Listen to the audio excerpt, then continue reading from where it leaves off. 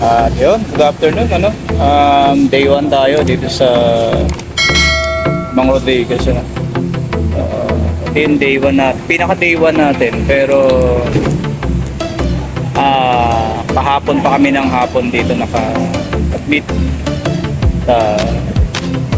Ayun, mga anak na si Mrs. Kaya hintayin lang natin kung ano ang magiging resulta, nasa delivery room na siya ngayon. So yun, titignan natin kasi may mga nagsasabi rito na ilang araw, may mga 3 days, 4 days na sila na naghihintay. Yun naman kasi may mga problema rin sa mga dokumento. Pero tingnan natin kung ilang araw tayo mag-stay rito. Sige, mag-update ako ulit sa mga susunod. Ayun, alright. Magandang umaga. These are our day 2.5 dito sa Rodriguez. Ito yung emergency ng Rodriguez, tapos dito yung waiting area ng Rodriguez. So bawal kasing mag-take ng picture at mag-take ng video sa Rodriguez dun sa kanilang compound, kaya dito tayo sa kabila nag-video. So ito yung day 2.5 natin. Day 2.5 natin, nandito ako sa may bandang sports center. Ayan, ito, inaantay na lang natin lumabas si baby at umakyat naman tayo sa taas kanina at sabi naman nung nurse na naka-duty ay okay pa naman daw, kaya yun, maghihintay pa rin tayo, hindi pa naman talaga siya hindi pa niya due date, kaya medyo matagal talaga at maghihintay talaga tayo ng ilang araw pa siguro to. Kaya eto, samahan nyo kami sa aming journey sa paglabas ni Baby Shiloh. At yun, maraming salamat. Kita-kits po tayo. Dito kakain muna tayo. Merienda muna tayo. Ito, lumpia.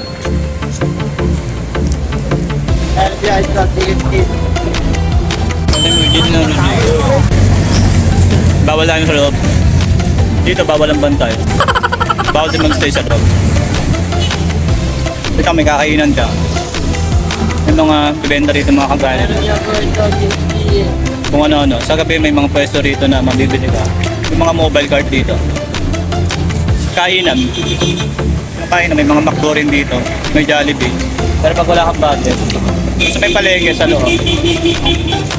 May mga bibilang kayo. May makakainan kayo. Pero dito, kung gusto mo ng pika-pika, may makakain ka ganito.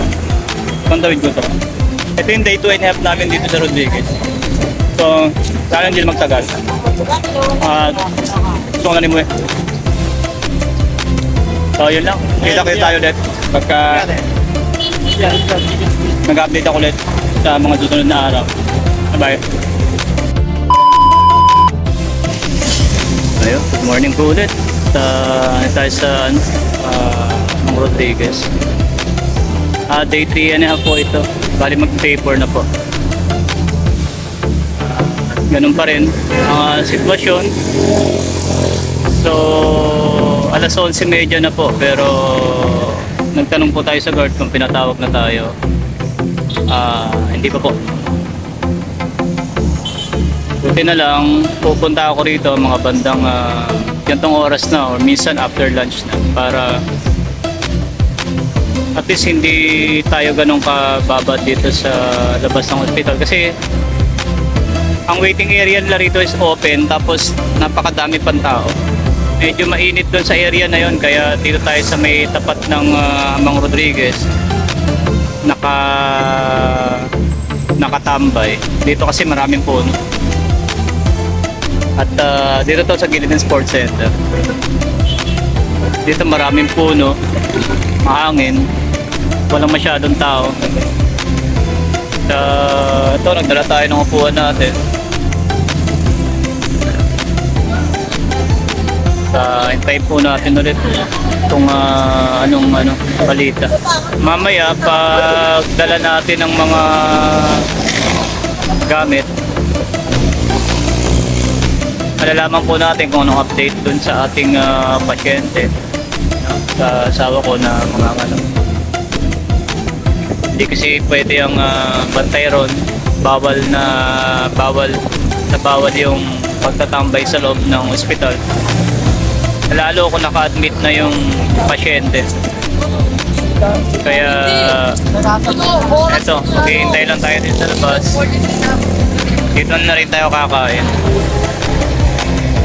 At yun muna sa ngayon yung ating day 3 and a half. At maghihintay pa ulit tayo, no? Sige, update ako mamaya. Bye-bye. Okay. Ayun, good morning po ulit. At nandito na po tayo sa day 5. Grabe, ganun katagal. Eto po, nandito tayo sa waiting area pa rin. May nasikaso lang tayong konti. Mga dapat asikasuhin, kaya ngayon lang tayo dumating. Actually, dumating tayo rito ng mga past 10 na rin. Kaya nagtanong agad tayo sa guard kung natawag na yung pangalan natin, pangalan ng pasyente. Wala pa raw po. Hanggang ngayong oras na mga alas 11 pasado na po, wala pa po. Hindi po tinatawag. Ito po, andito po yung mga yung mga pasyente rin po yan. Ito sila paring ko. May mga pasyente rin sila rito. Yun lang po. Sana makalabas na si baby ngayong araw na to para mayuwi na rin po natin. Makapagpahinga tayo ng maayos. Ayun po. Ulitin ko po. Ito na po ang day 5 natin dito sa Amang Rodriguez Hospital. Medyo matagal-tagal na rin yung ating maghihintay. Yun, mag-update po ako ulit pagka may mga pagbabago na po at saka may progress ang ang panganak ni Mrs. Sige po, balikan ko po kayo. Ayun, good afternoon po. Ito po yung ating day 5. Salamat naman po bago mag day 6. Nanganak na po si Mrs. via the normal delivery. Nakakatawa kahit medyo matagal-tagal na po yung pinagantay natin dito at naging safe naman po yung delivery niya. Maraming salamat po.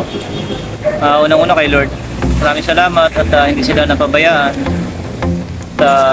Ayun, antayin na lang natin pagka tayo akit na sa taas at makikita natin si baby Shiloh. Ayan, bye-bye. Balitaan ko po kayo ulit sa mga ibang update. Bye-bye.